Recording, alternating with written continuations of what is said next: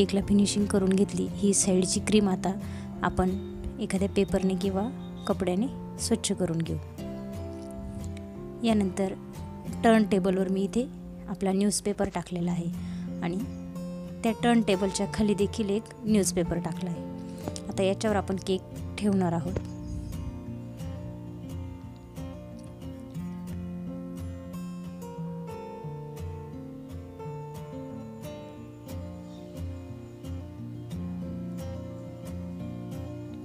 यानंतर मी इथे हे डार्क कंपाऊंडचं चॉकलेट किसनीने, या मोठ्या किसनीने किसून 5 मिनिट फ्रीजमध्ये ठेवलेलं होतं.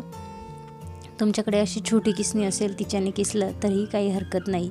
किसून फ्रीजमध्ये ठेवण्याचं कारण की आपण ते जेव्हा केकवर अप्लाय करणार आहोत तेव्हा ते आपल्या हाताला चिटकणार नाही आणि केकवर टाकल्यानंतरही व्यवस्थित ते बसेल, म्हणून ते 5 मिनिट आधीच किसून फ्रीजमध्ये ठेवायचं आहे. हे किसलेलं चॉकलेट अशा पद्धतीने केकवर अप्लाय करून घ्यायचं.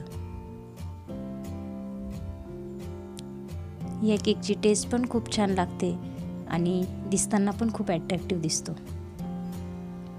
यानंतर साईडला पडलेली क्रीम आपण अशा पद्धतीने चमच्याने काढून घेणार आहोत. आपलं पेपर टाकण्याचं कारण की जर आपण हा केक ताटावर किंवा टर्न टेबलवरच ठेवून जर ही चॉकलेट टाकली तर ती मेल्ट होते आणि ती ताटाला किंवा टर्न टेबलला चिटकते, म्हणून पेपर टाकला तर आपली आजूबाजूची पडलेली चॉकलेट आपण पुन्हा वापरात घेऊ शकतो.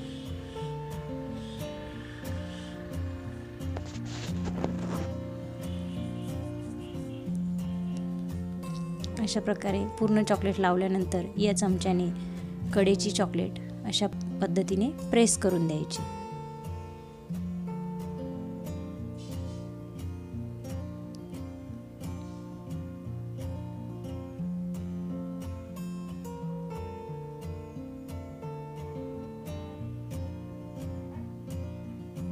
त्यानंतर आपण हा केक आता फ्रीजमध्ये ठेवूया.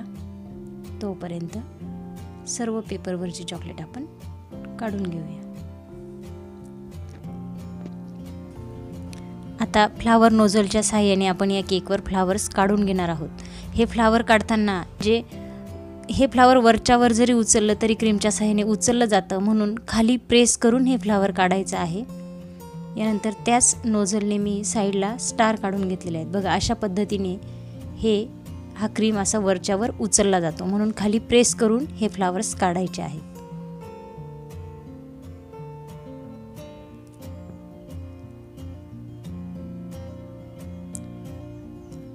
अशा प्रकारे कडेने देखील आपण डिझाईन करून घेणार आहोत. कडेने डिझाईन केली आणि नाही केली तरी आपला केक अट्रॅक्टिव्ह दिसतो. अशा प्रकारे पूर्ण व्यवस्थित फ्लावर्स काढून केक आपला रेडी झाला आहे. यानंतर मी त्याच्यावर चेरी ठेवून घेतलेल्या आहेत आणि आपला केक ब्लॅक फॉरेस्टचा आगळा वेगळा केक एकदम रेडी झालेला आहे. केक कसा वाटला कमेंट बॉक्समध्ये नक्की कळवा. त्याचबरोबर लाईक, शेअर आणि सबस्क्राईब करायला विसरू नका.